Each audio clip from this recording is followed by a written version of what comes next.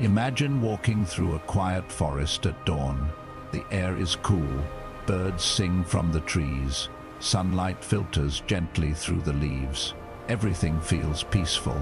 Then, without warning, a branch snaps somewhere in the distance. Immediately, your heart races, your muscles tighten, your mind begins creating stories. Was that about me? Am I in danger? What if something terrible is coming? A few moments later, a deer quietly steps into the clearing. The sound had nothing to do with you. Yet for those few seconds, your mind transformed uncertainty into a personal threat. Now ask yourself this question. How many moments in your life have felt painful not because of what actually happened, but because of the meaning you gave to it? A stranger doesn't smile. You think they dislike you. A friend replies hours later. You assume they're upset. Your boss offers constructive criticism. You hear rejection instead of guidance. Someone walks past without saying hello. You wonder what you did wrong. Little by little, the mind turns ordinary moments into personal attacks, and without realizing it, you begin carrying wounds that were never meant for you. Imagine standing beneath the sky during a rainstorm. Clouds move overhead. Rain falls on the mountains, the rivers, the forests, and on you. Would you believe the storm appeared because it disliked you? Of course not. Yet every day, many of us believe the emotional storms created by other people must somehow be about us. The Stoics saw through this illusion.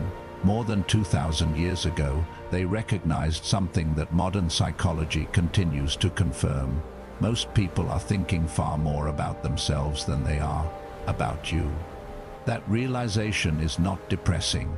It is deeply liberating, because it means many of the things you take personally were never personal in the first place. Imagine entering a crowded marketplace. Hundreds of conversations fill the air. Merchants negotiate, children laugh, travelers hurry past. Every person carries invisible burdens. Some worry about money, others fear illness, some are grieving, others celebrate. If one impatient stranger bumps into you, does that single moment reveal who you are? Or does it reveal something about the world they are carrying inside themselves? There is an old story about a traveler who visited a wise monk living high in the mountains. The traveler looked exhausted. "I don't understand people," he said. "They criticize me, they misunderstand me, they judge everything I do." The monk quietly poured tea into 2 cups. Then he placed 1 cup on the table and gently stirred the other. "What do you see?" "The stirred cup is cloudy, and the other?" "It is perfectly clear." The monk smiled. The tea did not become cloudy because of the spoon. It became cloudy because the leaves were already there. Then he looked into the traveler's eyes. People often react the same way. Their words reveal what has been disturbed inside them, not necessarily what is true about you. The traveler never forgot those words. Perhaps you shouldn't either, because many insults tell you far more about the speaker than the person receiving them. Marcus Aurelius understood this deeply. As Emperor of Rome, he was praised by some and criticized by others. No matter what decision he made, someone disagreed. If he had built his identity around public opinion, he would have lived in constant emotional chaos. Instead, he reminded himself of a powerful truth. The opinion of another person belongs to them. My character belongs to me. Notice the difference. He did not try to control how others judged him. He focused on becoming someone worthy of self-respect. Imagine carrying a mirror through a crowded city. Every person who passes looks into it. Some smile, some frown, some barely notice it. Does the mirror change because different people see different reflections? No, it simply reflects what stands before it. Your worth should become like that mirror, unaffected by every passing opinion. Psychologists describe something called the spotlight effect. It is our tendency to believe that other people are paying far more attention to us than they actually are. We imagine everyone notices our mistakes, our awkward moments, our imperfections. In reality, most people are occupied with their own worries, their own fears, their own unfinished conversations. Imagine spilling coffee on your shirt before an important meeting. You spent hours feeling embarrassed, yet by lunchtime, most people have already forgotten, not because they don't care, because they are busy thinking about themselves. The ego quietly whispers, "Everyone is watching you." Reality gently replies, "Most people are simply trying to make it through their own day." There is another story about a young artist who displayed his paintings. In a public square, by sunset, one painting had received dozens of harsh comments. The artist was devastated. He considered giving up forever. An elderly painter approached him and asked, "Did every person criticize your work?" "No." "Did every person praise it?" "No." The old man nodded. "Then why are you allowing a few voices to become louder than the truth?" The young artist remained silent. Years later, he became one of the most respected painters in the region, not because criticism disappeared, because he stopped allowing it to define him. The Stoics believed that your peace should never depend upon applause, because if praise controls your happiness, criticism will control your suffering. True freedom begins when neither has the power to decide your worth. Over the next chapters, we'll explore why the human mind takes offense so easily, how psychology explains emotional triggers and ego, and how Marcus Aurelius, Epictetus, and Seneca developed extraordinary resilience in a world filled with judgment, misunderstanding, and criticism. Because perhaps the greatest mistake we make is believing that every harsh word, every cold glance, every moment of rejection is a verdict on our value. Most of the time, it isn't. It is simply another person revealing the battles they are fighting within themselves. And the day you truly understand that, you stop carrying burdens that never belonged to you. You stop giving strangers the power to define your peace. And for the first time, you begin living with a quiet confidence that no opinion can take away. Because your greatest strength has never been convincing everyone to understand you. It has always been learning that you no longer need them to.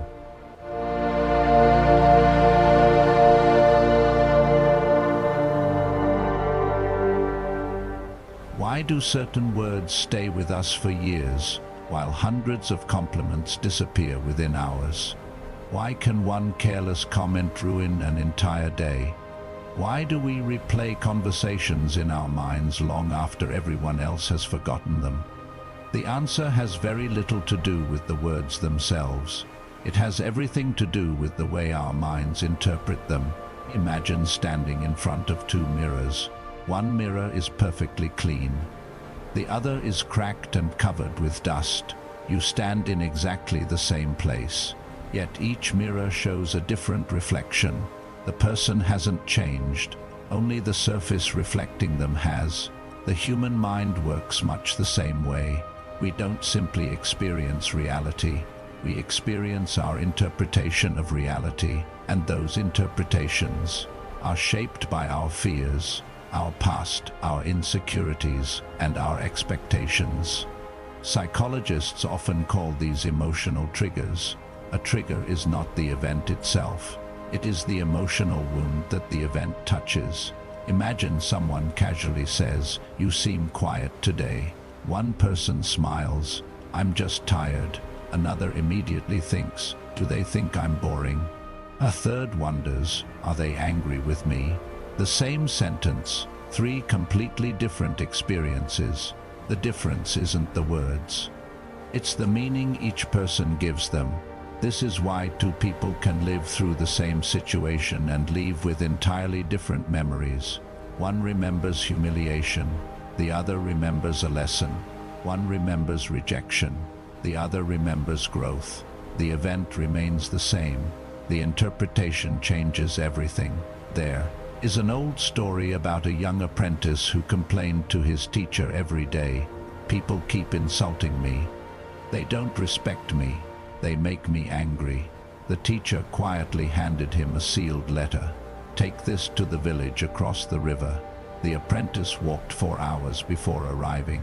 When he reached the village, the elder looked at the envelope and laughed. This letter isn't addressed to me. He handed it back and opened. The apprentice returned, confused. What was the lesson? He asked. The teacher smiled. Just because something is offered to you doesn't mean you have to accept it. Insults often work the same way. Someone may offer anger, disrespect, bitterness, cruelty, but you still decide whether those things become part of your inner world. The Stoics understood this long before psychology gave it a name. Epictetus taught people are disturbed not by things themselves, but by the views they take of them. Think about that. If someone calls the ocean ugly, does the ocean become less beautiful?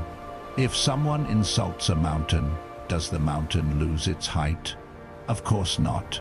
Then why should your worth depend entirely upon another person's opinion? Imagine carrying a backpack filled with invisible labels. I'm not good enough. People must like me. I can't disappoint anyone. I need everyone's approval. Every criticism sticks to one of those labels. Every disagreement feels heavier than it really is. Eventually, the backpack becomes almost impossible to carry. The problem isn't always what people say. Sometimes, it's what we're already carrying before they speak. Modern psychology describes something known as the negativity bias. Our brains naturally pay more attention to threats than to praise.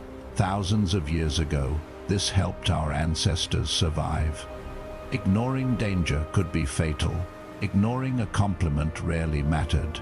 Today, that same survival mechanism often causes unnecessary suffering. Imagine receiving 10 messages. 9 are kind. 1 is critical. Which one keeps replaying in your mind? Most people already know the answer. The critical one. Not because it's more truthful, but because the brain treats potential threats as more important. Understanding this changes everything. It reminds you that your emotional reaction is not always an accurate measure of reality. There is another psychological pattern called projection. Sometimes people criticize in others what they secretly struggle to accept within themselves. A dishonest person may constantly accuse others of dishonesty. An insecure person may mock. Confident people, someone carrying shame, may try to make others feel ashamed. Imagine standing in front of a stained glass window. When sunlight shines through it, every color appears different. The sunlight hasn't changed. The glass shapes what you see. Likewise, people often see the world through the lens of their own experiences. When someone responds with bitterness, that bitterness often reveals more about their inner world than yours. Marcus Aurelius reminded himself of this constantly. Each morning he prepared to meet difficult people, not because he expected everyone to be cruel, but because he understood that some people act from ignorance, fear, envy, or pain. Instead of becoming offended, he chose curiosity. What burden might this person be carrying? Notice how different that question feels. It doesn't excuse bad behavior. It simply prevents you from absorbing it. Imagine a traveler walking through a muddy road. Every passing cart splashes dirt into the air. Would the traveler become angry at every puddle? Or would they simply learn to wear stronger boots? Life asks the same of us. You cannot prevent every harsh opinion, every misunderstanding, every unfair judgment, but you can strengthen your emotional resilience. There is an old Japanese story about a bamboo grove after a violent storm. Massive trees had fallen across the mountainside, yet the bamboo remained standing, not because it fought the wind, because it bent without breaking. Emotional resilience works the same way. Strength is not becoming impossible to hurt.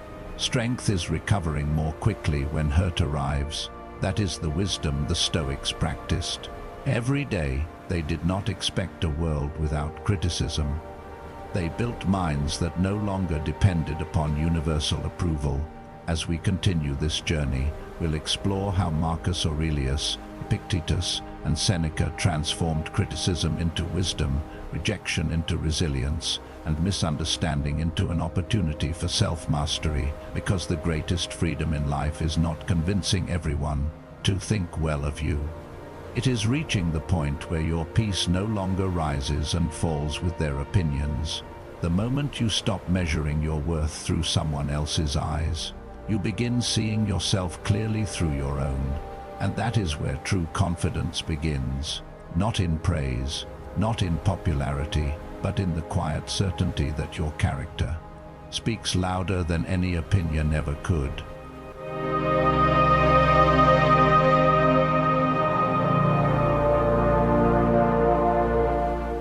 Imagine standing at the edge of a peaceful lake at sunrise.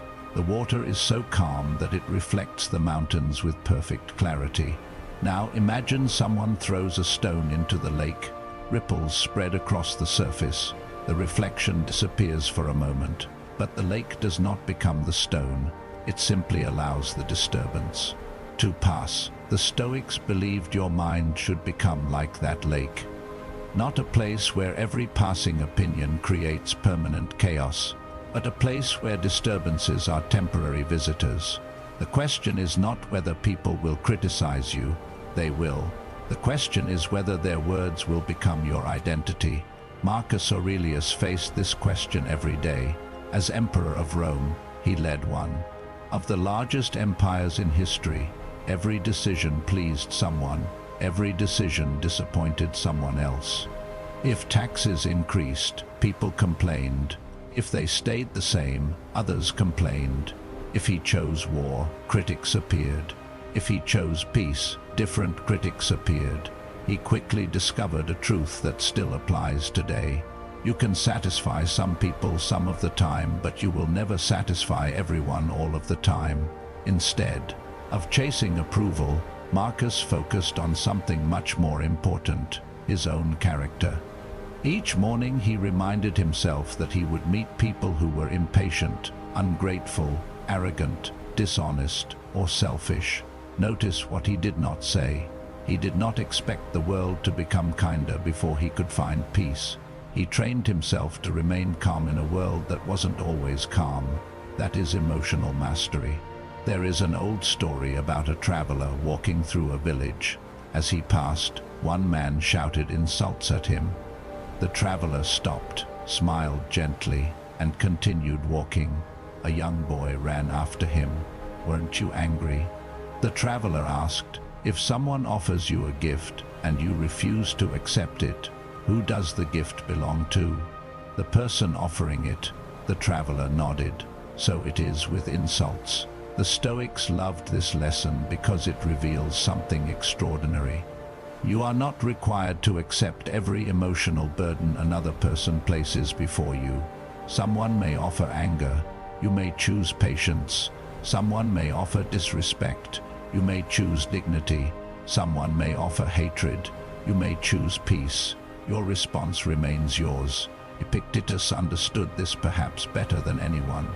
Born into slavery, he experienced humiliation, injustice, and hardship long before becoming one of history's greatest philosophers. He could not control how others treated him, but he refused to let them control the condition of his mind. He taught his students one powerful principle: no one can harm your character without your permission. Think about that. Someone may damage your reputation. Someone may misunderstand your intentions. Someone may spread lies, but honesty, integrity, compassion, courage, those qualities remain yours unless you willingly abandon them. Imagine a candle burning inside a dark room. People may shout at it, they may criticize it, they may laugh at it, yet none of those actions remove its light. Only one thing can extinguish the flame, the candle itself going out. Your inner peace works the same way. The opinions of others cannot extinguish it. Only your decision to surrender it can. Seneca added another remarkable insight. He believed that much of our emotional suffering comes from confusing criticism with truth. Imagine standing before 10 mirrors. Each mirror is shaped differently. Some stretch your reflection, some shrink it, some distort your appearance completely. Would you believe every reflection? Of course not. Yet every day we believe distorted opinions about ourselves simply because someone expressed them confidently. The Stoics encouraged a different approach. Instead of asking, "Do they approve of me?" ask, "Is what they said true?" If it is true, learn from it. If it is false, leave it behind. Wisdom requires neither defensiveness nor denial, only honesty. There is another story about a skilled archer practicing in a quiet valley. Every arrow struck the center of the target. One afternoon, a crowd gathered to watch. Suddenly, the archer became nervous. His hands trembled. His aim weakened, arrow after arrow missed. Afterward, his teacher asked, "What changed?" The audience, the teacher shook his head. "No, you stopped aiming at the target. You began aiming at their approval." How often do we make the same mistake? We stop living according to our values. Instead, we begin performing for applause. We change our opinions to fit the crowd. We silence our voice to avoid criticism. We hide our authentic selves because we fear rejection. But the Stoics believed authenticity is worth more than popularity. Marcus Aurelius once reminded himself that people often speak according to their own understanding, not yours. An angry person sees offense everywhere. A fearful person sees danger everywhere. An insecure person sees competition everywhere. Their reactions are often reflections of their inner world, not accurate measurements of yours. Imagine standing beneath the sky on a cloudy afternoon. The clouds hide the sun for a while, but does the sun disappear? No, it continues shining above them. Likewise, criticism may temporarily block your confidence, but it does not define your worth. Your worth exists beyond passing opinions. There is a beautiful story about an old oak tree standing in the center of a village.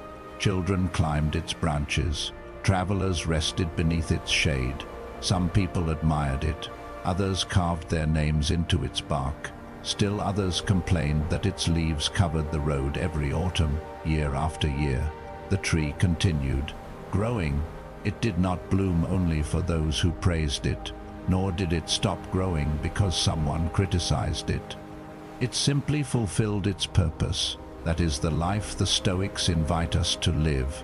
Not one controlled by compliments, not one wounded by every criticism, but one rooted so deeply in virtue that passing opinions become like leaves carried away by the wind.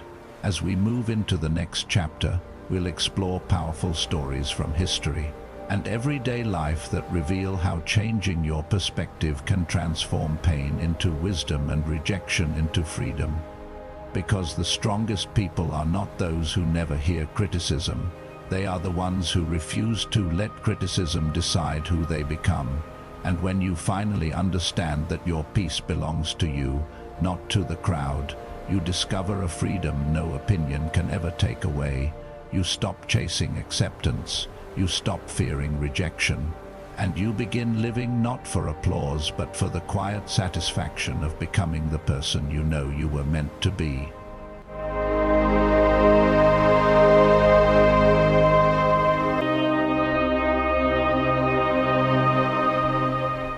Imagine walking through a valley. Someone standing on one mountain points and says, "The valley is dark." Another person standing on the opposite mountain replies, "No, it's beautiful." A traveler flying above in a hot air balloon smiles quietly. From higher up, he can see they are both describing only a small part of the landscape. Life often works exactly the same way. Every opinion is limited by perspective. Yet we spend years believing every opinion about us must be the truth. The Stoics challenged this way of thinking. They believed that much of our emotional suffering comes from forgetting one simple fact. People don't see you as you are. They see you through the lens of who they are. Imagine looking through a pair of colored glasses. Everything appears tinted. not because the world has changed, but because your lens has. Every person carries invisible lenses, past experiences, childhood memories, successes, failures, insecurities, dreams, fears. When they look at you, those lenses shape what they see. There is an old story about two travelers arriving in the same town. Before entering, they met an elderly man sitting beneath a large oak tree. The first traveler asked, "What are the people here like?" The old man replied, "What were the people like in the town you came from?" "They were dishonest, unfriendly, selfish." The old man nodded. "You'll probably find the same people here." Later that afternoon, another traveler asked the same question. Again, the old man replied, "What were the people like where you came from?" "They were generous, kind, helpful." The old man smiled. "You'll probably find the same people here." A young boy who had overheard both conversations looked confused. How can both answers be true? The old man answered, "Because people usually find what they carry inside themselves." Think about that for a moment. How often has someone else's opinion reflected more about their expectations than about your reality? Marcus Aurelius understood this better than most. As emperor, he could never escape criticism. Some believed he was too gentle, others believed he was too strict. Some admired his patience, others called it weakness. Had he tried to satisfy every opinion, he would have become someone with no identity at all. Instead, he asked himself a different question. Am I acting with wisdom, justice, courage, and self-control? Those were the standards that mattered, not public approval, not popularity, virtue. Imagine a sculptor carving a statue from marble. People walking by offer advice. Make the nose smaller, the shoulders wider. The face should smile. If the sculptor obeyed every suggestion, the statue would lose its design. The greatest artists listen thoughtfully, then return to their vision. Your life deserves the same courage. Listen, reflect, but don't surrender your identity to every passing opinion. History gives us countless examples. Consider the inventor whose first ideas were dismissed as impossible, the scientist whose discoveries were mocked before they changed the world, the artist whose work was rejected countless times before becoming celebrated. At the beginning, criticism seemed like failure. Looking back, it became part of the journey. The lesson is timeless. Public opinion changes. Truth often doesn't. There is another story about a young musician preparing for her first concert. She practiced for months. The performance went beautifully. Afterward, she overheard one audience member say it wasn't impressive. That single sentence erased every compliment she had received. For weeks, she questioned her talent. Finally, her mentor asked, "How many people applauded?" "Hundreds." "And how many criticized?" "One." "Then why have you chosen one stranger to become the judge of your entire life?" The question stayed with her forever. How often do we hand strangers authority they never earned? Psychologists describe this as confirmation bias. When we secretly fear we aren't good enough, the mind searches for evidence to prove that fear. One negative comment becomes confirmation. One rejection becomes proof. Meanwhile, dozens of encouraging experiences are quietly ignored. The Stoics believed wisdom begins when you question your first interpretation. Instead of asking, "Why did they say that about me?" try asking, "Is there another explanation?" Perhaps they were tired. Perhaps they were stressed. Perhaps they misunderstood. Perhaps they were carrying pain you couldn't see. Not every difficult interaction is about you. Sometimes you simply crossed paths with someone fighting a battle you know nothing about. Imagine walking through a forest after a storm.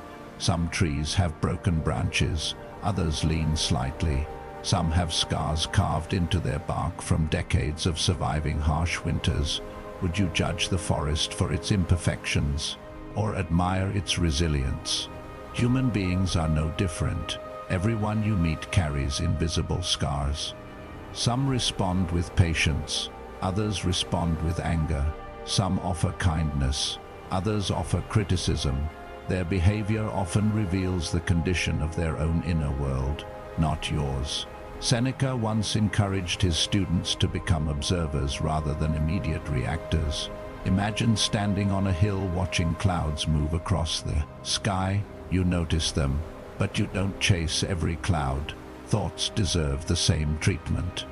Opinions deserve the same treatment. Not every passing judgment deserves permanent residence in your mind.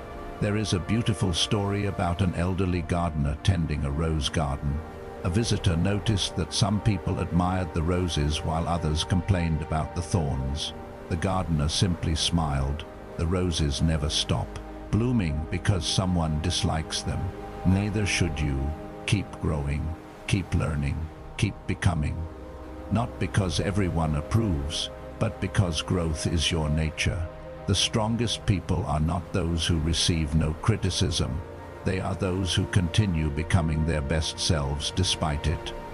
As we enter our final chapter, we'll transform these timeless ideas into practical Stoic habits you can practice every day, simple exercises that will help you stop taking things personally, protect your peace, and build the quiet confidence that comes from living according to your own character rather than the changing opinions of the world, because the day you stop allowing every voice to define you is the day your own voice finally becomes clear, and that voice has been waiting patiently all along, not asking for applause, only asking to be heard.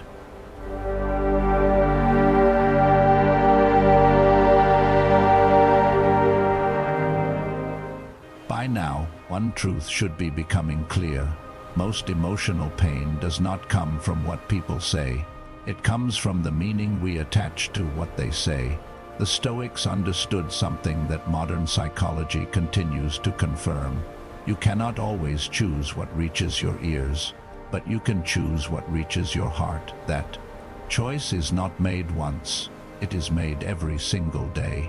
It is built through habits, small habits, quiet habits, the kind that slowly transform your character until criticism no longer shakes you, rejection no longer defines you, and other people's opinions no longer determine your peace.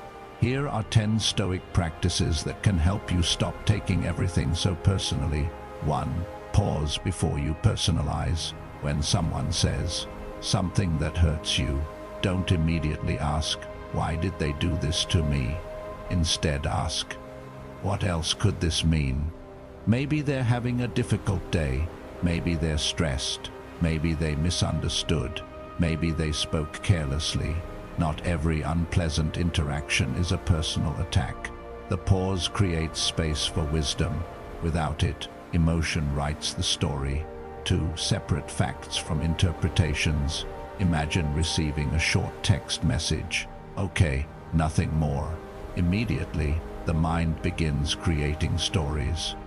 They're angry. They don't like me anymore. Something is wrong. But the only fact is that they wrote one word. Everything else is imagination. The Stoics constantly questioned their first interpretation, because peace begins when facts become more important than assumptions. 3. Build your identity around character, not approval. Marcus Aurelius never asked, "Do people admire me?" He asked, "Did I act with wisdom today?" Your identity becomes fragile when it depends on applause. It becomes unshakable when it depends on virtue. Each evening ask yourself, was I honest? Was I kind? Was I courageous? Was I disciplined? Those answers matter far more than public opinion, for remember that everyone lives inside their own story. Imagine walking through a busy airport. Thousands of people pass by. Each carries invisible struggles. Someone just lost a loved one. Another worries about paying bills. Someone else hasn't slept all night caring for a sick child. You cannot see those stories. Neither can they see yours. This perspective creates compassion. When someone reacts harshly, Remind yourself, I may be witnessing their pain, not my failure. 5. Practice the Stoic filter. Whenever criticism appears, ask yourself 3 questions. Is it true? If yes, learn. Is it false? If yes, release it. Is it useful? If yes, grow from it. If not, leave it behind. Not every opinion deserves your attention. 6. Stop chasing universal approval. Imagine a musician trying to play 10 different songs at exactly the same time to satisfy every listener. The result would be chaos. Life works the same way. Some people will misunderstand you. Some will disagree. Some simply won't like you. That has always been true.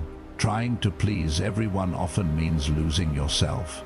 The Stoics believed it is better to disappoint others occasionally than to disappoint your own character every day. 7. Protect your inner dialogue. One careless comment from another person should never become your permanent inner voice. Pay attention. 2. How you speak to yourself. Replace, maybe they're right, I'm not good enough, with, one opinion does not define my worth. Your mind is always listening. Choose words that build strength rather than fear. 8. Become difficult to offend. Epictetus taught that emotional freedom comes when your peace is no longer controlled by every passing opinion. Imagine becoming like a great oak tree. Children climb its branches. Travelers rest beneath it. Storms shake its leaves, yet its roots remain firm. Not because nothing touches it, because it is deeply grounded. Ground your confidence in values rather than validation. 9. Practice gratitude instead of comparison. Many personal offenses grow from comparison. Someone receives praise. You feel invisible. Someone succeeds. You question your own progress. Gratitude interrupts this cycle. Every evening, write down 3 things you appreciate about your own life. Not because your life is perfect, because it is uniquely yours. Comparison steals peace. Gratitude restores it. 10. Let time judge, not emotion. Immediately after criticism, emotions are loud. Time is quiet. Don't make permanent decisions during temporary emotions. If something still feels important tomorrow, reflect on it. If it disappears, it probably never deserved your peace in the first place. Wisdom often arrives after emotion has finished speaking. There is an old story about a master calligrapher whose students admired every brushstroke he created. One afternoon, a visitor criticized his latest work. The students waited for their teacher to defend himself. Instead, he smiled and continued painting.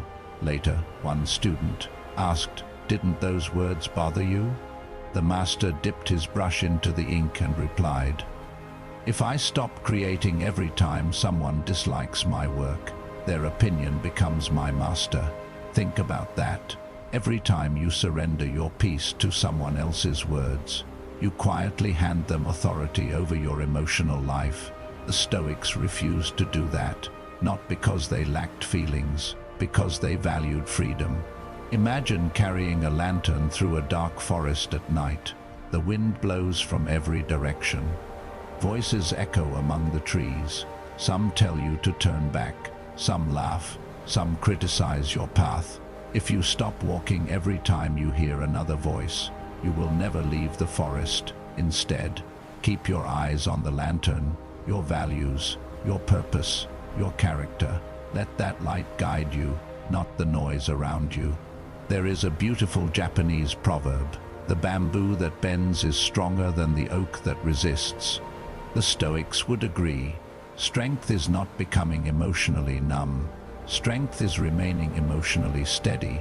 It is hearing criticism without losing confidence, receiving rejection without losing dignity, facing misunderstanding without abandoning kindness. That is true resilience as we reach the final chapter of this journey. You'll discover that the greatest victory is not getting everyone to understand you. It is finally understanding yourself, because the moment your self-worth comes from within instead of from the changing opinions of others, you become truly free, and no criticism, no rejection, no misunderstanding can ever imprison a free mind.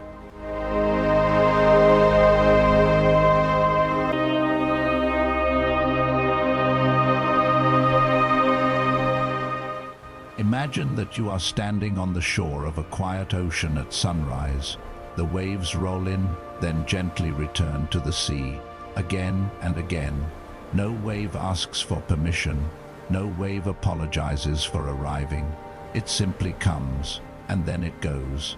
Now imagine that every opinion someone has ever had about you is one of those waves. Some are kind, some are harsh, some are encouraging, some are unfair.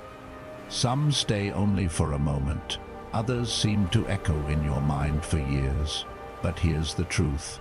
Not one of those waves has the power to define the ocean, and not one opinion has the power to define you, unless you allow it.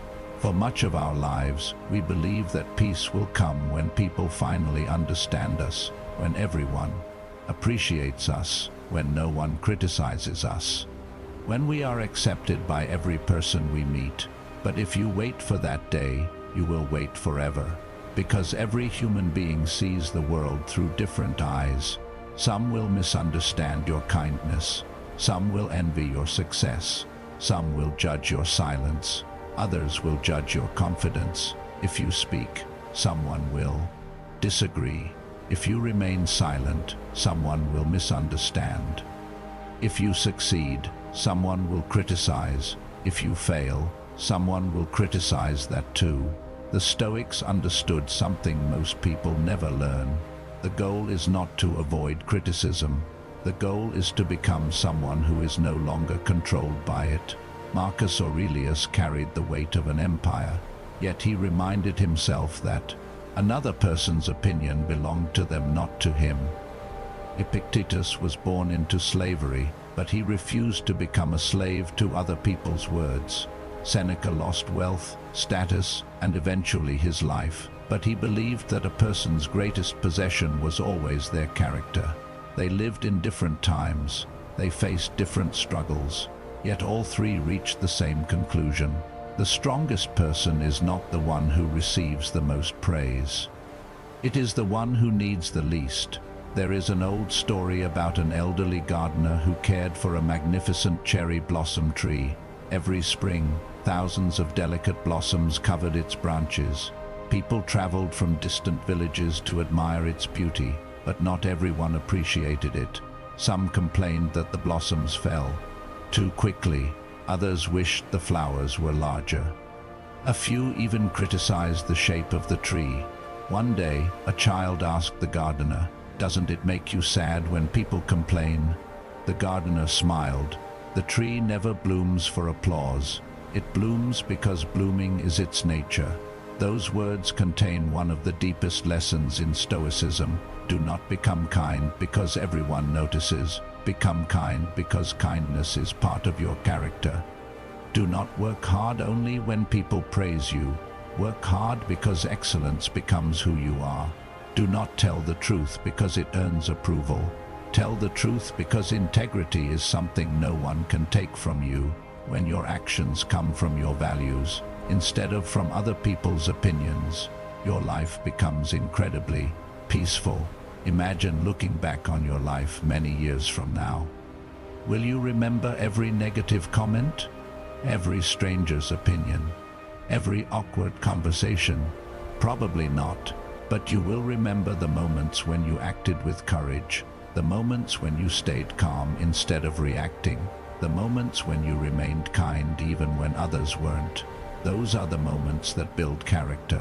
Those are the moments that shape a meaningful life. So today, I want to offer you a simple challenge. For the next 30 days, every time you catch yourself taking something personally, pause, take one slow breath, then quietly ask yourself, is this really about me? Or is this simply another person expressing their own fears, pain, expectations, or perspective? That single question can interrupt years of emotional habits. It can replace anger with understanding, fear with wisdom, reaction with peace. At the end of each day, reflect on 3 questions. Did I allow someone else's opinion to control my emotions today? Did I stay true to my values, even when I was misunderstood? Did I become a little calmer, wiser, and stronger than yesterday? You don't need to become emotionally perfect. The Stoics never expected perfection. They expected practice, one decision at a time, one conversation at a time, one day at a time. Because emotional freedom isn't built in one dramatic moment. It is built through thousands of quiet choices. If this story spoke to your heart, I invite you to join the conversation. Leave a comment below and answer this question. What is one opinion you've been carrying for far too long that you're finally ready to let go of? Your honesty may give someone else the courage to release the weight they've been carrying too. And if you're committed to building a calmer mind, stronger character, and a life guided by Stoicism, psychology, and timeless wisdom, subscribe and become part of this community. Every week, we explore ideas that help us become stronger, not by changing everyone around us, but by transforming ourselves. Always remember this: people will have opinions. They always have. They always will. But opinions are like the wind. They can pass through your life, or you can build your home in them. Choose instead to build your life on something stronger: your values, your integrity, your courage, your peace. Because the moment you stop measuring your worth through the eyes of others, you finally begin seeing yourself clearly. And in that quiet moment, you discover a freedom that no criticism can steal, no rejection can weaken, and no opinion can ever take away. That is the power of a Stoic mind, and that power has been within you all along.